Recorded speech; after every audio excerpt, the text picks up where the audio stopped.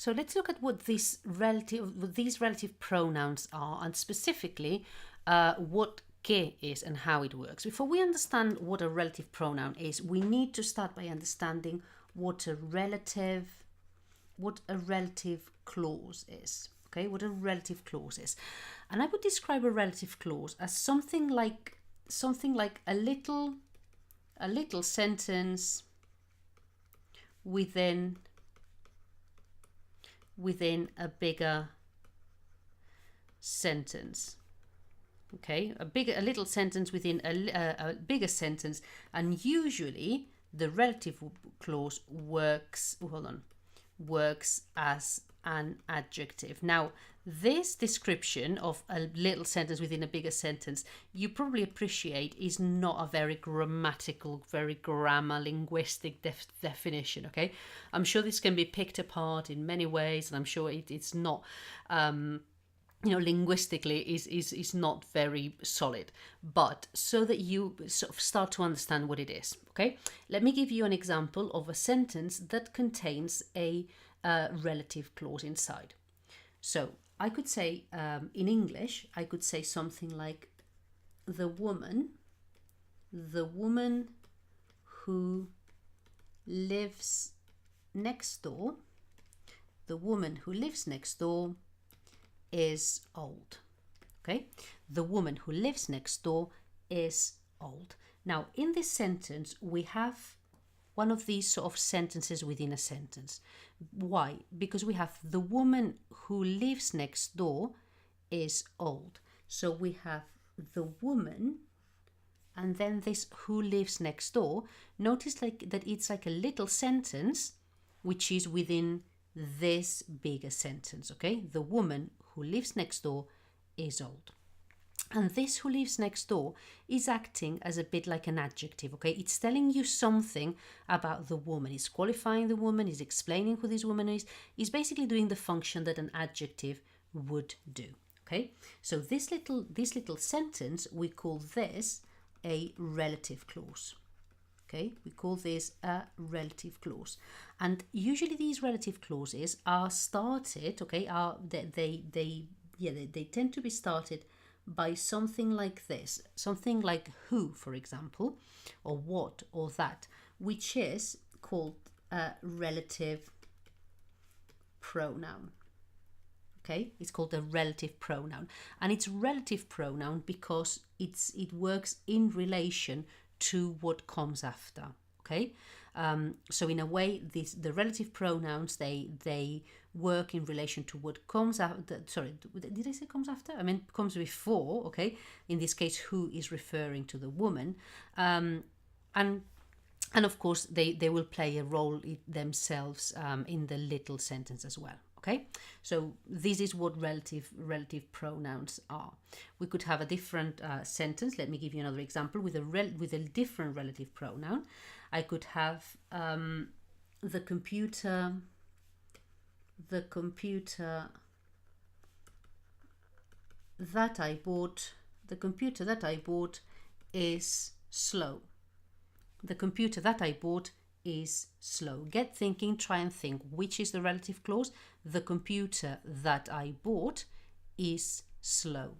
So the relative clause is that I bought. The relative pronoun is that, because it starts it is starting the relative clause, and notice it works in relation, it refers to the noun that's got in front, the computer. Okay, there are different relative pronouns both in English and in Spanish, and this is what we're going to be looking. Okay, so in this video specifically, we're going to be looking at this one, at the relative pronoun que. Okay, so que is one of these relative pronouns that start relative clauses, and que, the relative pronoun que, and sorry, I've done the Q in the Spanish way with a little squiggly line at the bottom.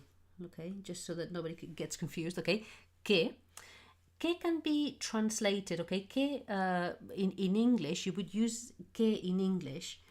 You would use que in Spanish, where in English you would say probably that, or who or whom or which. Oh, which. Okay, so if we go back to this sentence here, okay, we go back to this sentence here. The woman who lives next door is old. Okay, so if I put it in Spanish, la mujer, and now I'm going to start the relative clause. Who lives next door? So I use the que. Que vive al lado is old, es vieja o es mayor. Okay, so I have exactly the same as in English. I have que vive al lado is my relative clause, and this que refers to mujer. Okay, so I have in this case a que, which in English you would probably translate for who, and in English, in Spanish, I use que. Okay, if I look at the other example, the computer that I bought is slow. I would have in Spanish el ordenador que compré es lento. El ordenador que compré es lento. So I have que compré. Here I have my relative clause. Que, here I have my relative pronoun. And this relative pronoun is referring to ordenador. Okay, and notice that whether it refers to a person, and in this case a feminine, a female, or whether it refers to a thing and a masculine word, the que does not change.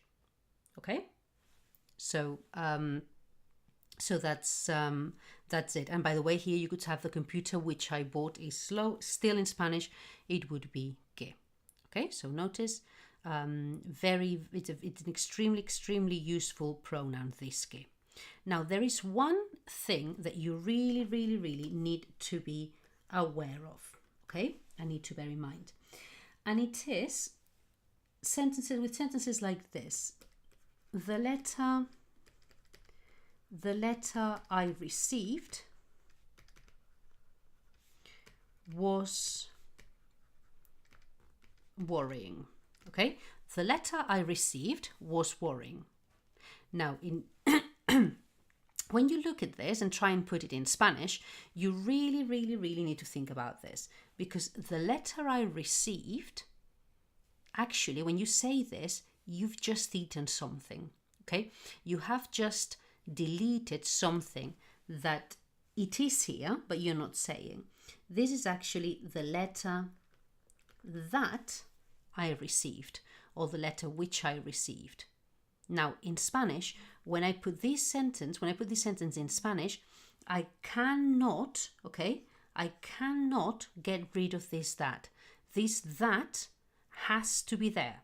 Okay, so when I put this sentence in Spanish, this would be la carta que recibí.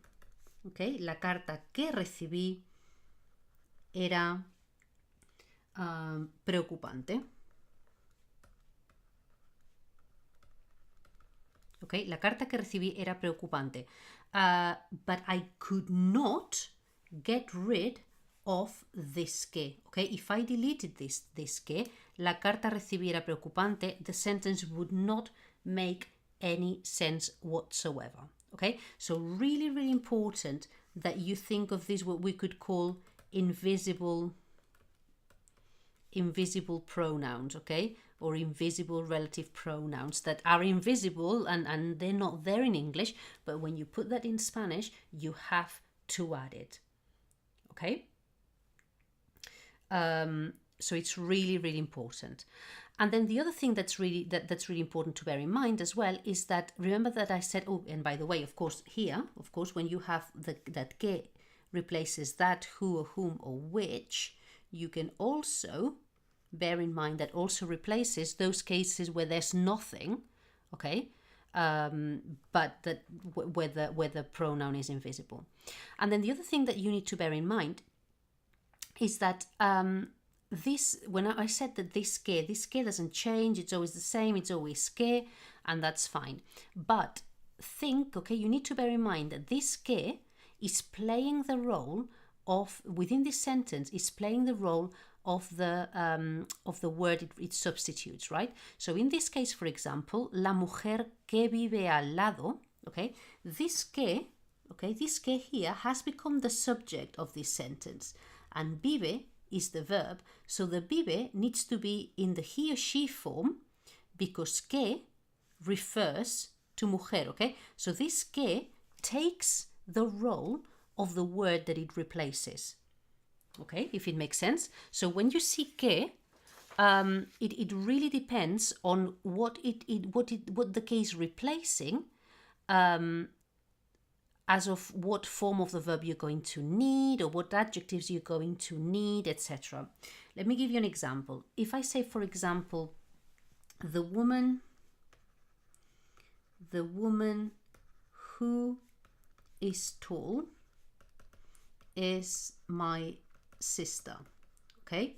The woman who is tall is my sister. I would say la mujer que es alta es mi hermana, okay?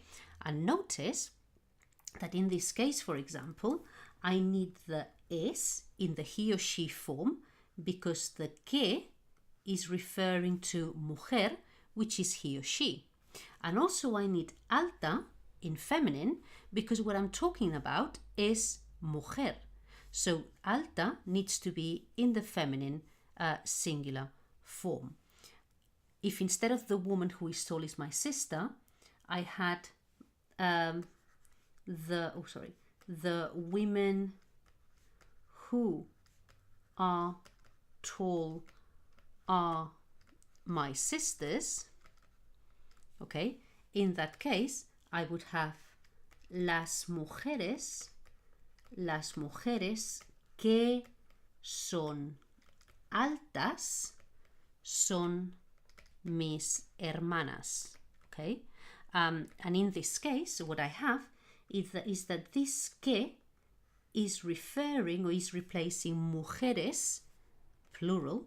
So when I use the verb, then I have to use the verb in the they form because this que has now become las mujeres, not la mujer.